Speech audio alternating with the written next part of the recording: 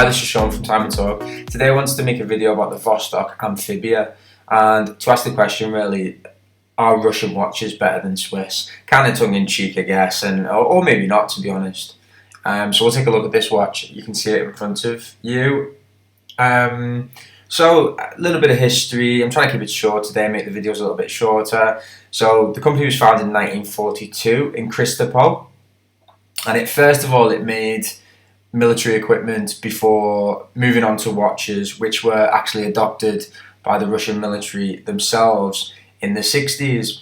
And the name Vostok actually started to be adopted in the 60s because of the space mission.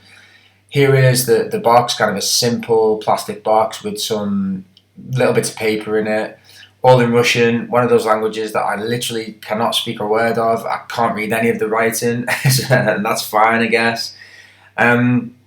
So, in terms of dimensions, this watch is 41.8 millimeters in width. It's 15.3 millimeters thick. It's 48.42 lug to lug. These are my measurements, and it's 22 millimeters lug width. It's a 31 dual automatic movement, which isn't hackable, and it doesn't have a date or anything like that. It's a tried and tested movement. This is a reissue, so these reissues apparently have the same movement as the older watches, bit of trouble focusing there. But to be honest, I've found that it keeps pretty good time, surprisingly good time, considering this watch was £49 and it was essentially brand new. It wasn't sold as being brand new, but all the wrapping was still on it. The bezel, it's actually 200-meter water resistant, and the bezel doesn't click. It's a bi-directional bezel, but it doesn't have a click action on it, which I don't know why. Maybe that's to save on cost. The crown is a screw-down crown, but I'm just showing you here. It's really flimsy, and it's really weird actually, because obviously all crowns are to a certain extent hollow, but this one feels like a sheet of metal. You know, it feels really hollow. Side angle there. It's a nice looking watch. I mean, it's really distinctive looking. It's not trying to be anything else.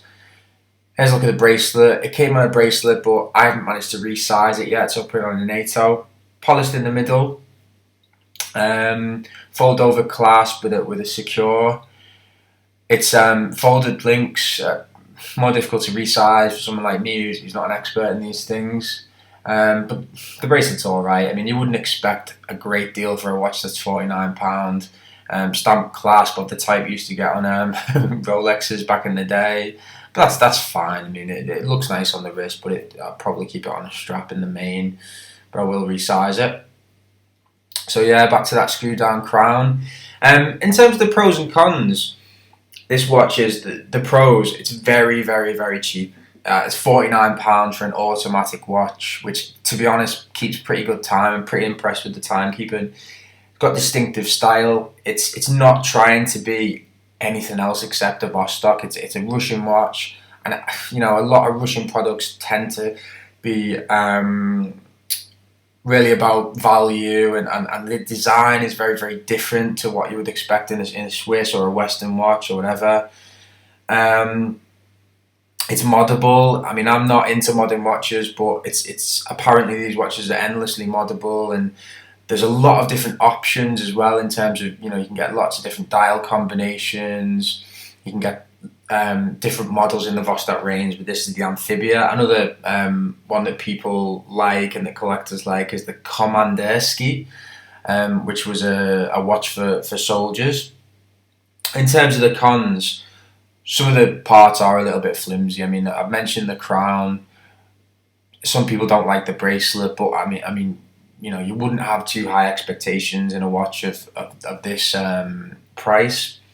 The design and some of the cost-cutting measures might be divisive. I mean, you can see on the dial there some spotting, and you know, the hands have got little marks on them. They're not perfect, but again, if you expected them to be, you know, you'd be a little bit silly at this price range. Some of the printing on the number 10, you can see there.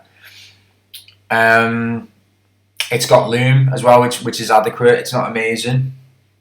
But I mean, in general, I've been really, really impressed with this watch. It's something a little bit different. It's something that is not trying to be something that it's not, it's not an homage. It's not even using really the same iconography as some of the other watches that we're used to.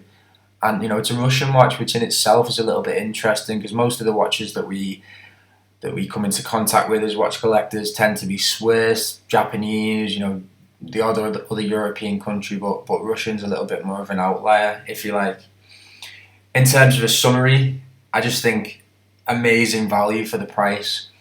I titled the video, Russian watches better than Swiss, and obviously that's subjective anyway. But in terms of this watch, you can't get a Swiss watch that will in any way compete with this for the price. The only Swiss watch you can really get below £100 is a Swatch, and obviously it's completely different. So you're not comparing like for like. I've been really impressed with it. Really like it. And it is really good quality, really good as a tool watch, a kind of beta watch. And as I've said in my previous videos, I really like that style of watch. I think they're brilliant, and they're really useful. So another couple of shots of the dial. I'm guessing that says Amphibia in Russian, but I don't speak Russian. Wrist shot wears really well. Neither very undersized or oversized. It is slightly thick. If you like my channel, please subscribe. Every little helps. I'm trying to grow. Thank you.